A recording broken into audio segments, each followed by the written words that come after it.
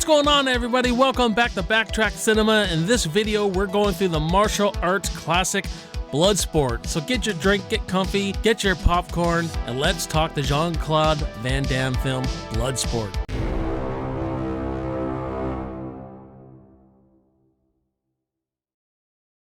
Bloodsport was released in 1988 and directed by Newt Arnold and starring Jean Claude Van Damme, Gibb, and Bolo Yeong. Hey, what's going on, everyone? Welcome back to Backtrack Cinema. My name is Jason, and this is where we talk movies of the past that you love and know. All right, guys, welcome to my Bloodsport review. Now, this is a film that I have always loved ever since I was a kid. I watch it on a yearly basis every year. One of those movies that was my real introduction to martial arts films.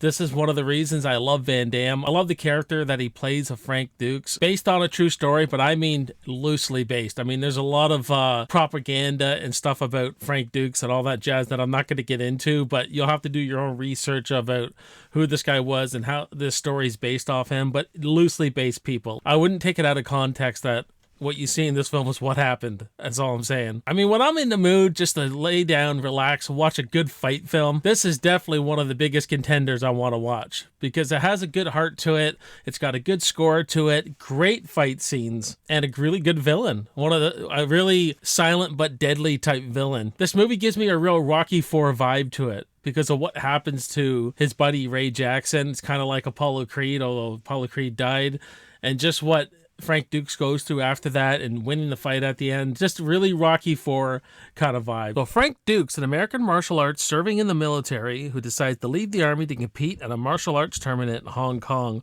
where fights to the death can occur. I mean, right off the bat too, I want to say that Van Damme is a big reason we got the movie we got. I mean, his charisma and just the way he is, his persona, is really what drives this movie. And this movie was also apparently a huge inspiration for the game Mortal Kombat. You know, the Mortal Kombat story owes a lot to Bloodsport. And there was some cool trivia too, like when they first, this movie was shelved for 2 years. It was sitting on a shelf. And when Van Damme was filming Kickboxer, he gets a call from the writer saying, listen, man, Bloodsport looks awful. It's awful. Van Damme didn't want this to ruin his career. He asked the owner from Canon Films, hey, listen, can I re-edit this? Can I do a cut of this? And so Van Damme worked with an in-house editor. I don't know his name. I forget his name. And I believe Van Damme cut a lot of the fight sequences. But they were going to just push this right out the video as bad as it was. And everyone likely would have forgotten about it. But Van Damme re-edits the fight scenes. Another editor re-edits the movie. They edited the movie around the fights, which is, it's a fight movie. That's what you should do, right? And one of the best things in this movie is the fight scenes. The way the fight things are shot, I'll get into it later in the review, but are fantastic. Kudos on Van Damme for doing this and giving us the movie that, you know, was successful and launched his career. What I really love about this movie is the montages and the exposition they do, because it could say a lot in a short amount of time. And so before he leaves for the Kumite, this full contact martial arts tournament that he's going to participate in, he goes and sees his teacher, his Shidoshi, his master, if you will, who taught him everything he knows. And he wants to honor him in this tournament. And his teacher's kind of dying, basically like a father to him. And they give us all the backstory on those too. How they met, how he ended up training him. His Shidoshi's named Tanaka. Tanaka's son dies, and this causes Van Damme to be like his adopted son, and where he teaches him everything he knows. And in this exposition, you get all these training montages, everything that fleshes out the relationship. It's fantastic. You get a really great performance and a really good piece of dialogue and scene here with Frank Dukes and Tanaka. Teach me. I can do it. You are not Japanese. You are not a Tanaka. You told me using any technique that works. Never to limit myself to one style. To keep an open mind. And we get this really good bromance between Frank Dukes and Ray Jackson.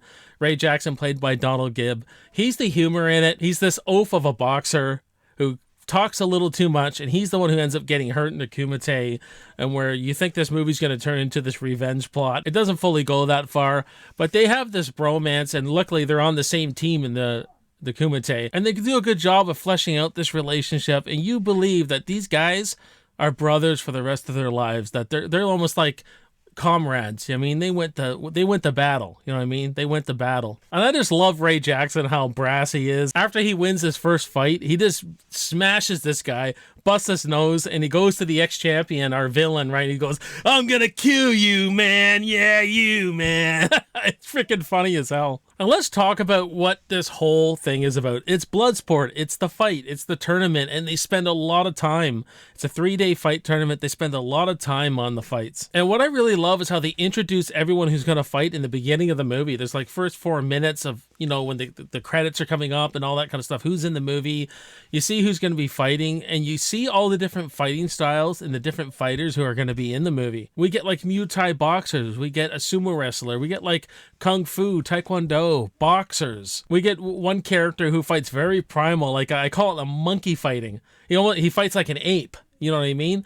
And it's just all these different styles, so it always keeps it entertaining and engaging. Another cool fact, the guy who plays Paratus, who's the kickboxer, actually played Tong Po in Kickboxer with Jean Claude Van Damme as the villain. So he's in this. He looks completely different and everything like that. And if my knowledge is correct, from what I've read, that's what I've been reading. So that's really cool to see him in this. And one thing I like about this is how the fights are shot, but how the fights are edited too. They did it. Van Damme, I think, is responsible for these fights and did a very good job. We get a lot of like the slow-mo dramatic stuff, you know.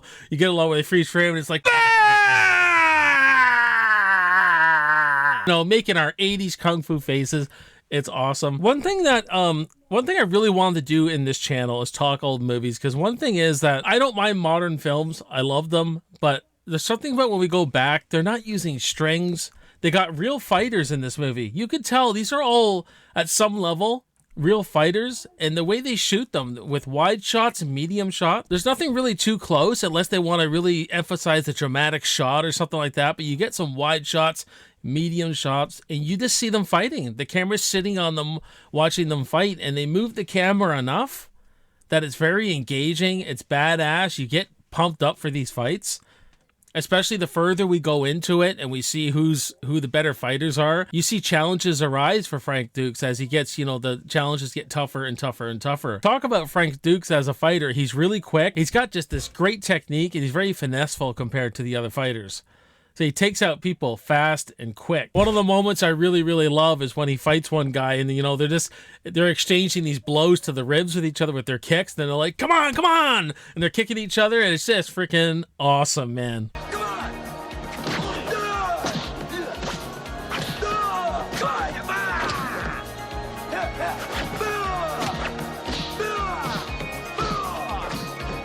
As we build up this tension to the final fight, obviously there's some revenge in there, but Frank Dux has this clear head, and he just starts taking control of this fight over Chung Lee. And then obviously, Chung Lee being the bad guy, he cheats, throws his powder in Van Damme's eyes, and causes him to go blind, or really blurry vision.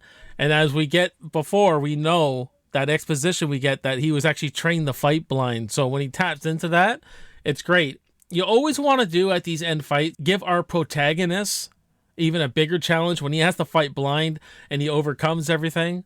It's awesome, man. It's just an awesome fight. So yeah, guys, Bloodsport's one of those classic martial arts movies from the 80s that I put on once a year. You get good characters, some great fights, and a really badass villain. So I'm going to give Bloodsport a B. This movie is badass, man. But what about you guys? What do you think of Bloodsport? Do you like it as much as me, or maybe you like it more? Let me know in the comments. Let's have a great discussion about Bloodsport. Even tell me your favorite scene. Tell me your favorite characters. What fights you like in it. Let's just talk Bloodsport, man. Well, I thank you guys for joining me on this video. This is Backtrack Cinema. My name is Jason. I will see you on the next video, and I will see you in the movies, man. Cheers.